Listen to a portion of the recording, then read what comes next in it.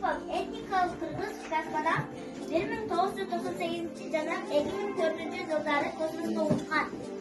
Күн системасындағы ресми түрде танылған 8-ші планетадағы Марс, Юпитер, Сатурн, Уран, Мегалайда космосқа ұшқан алғашқы жануар Лайка.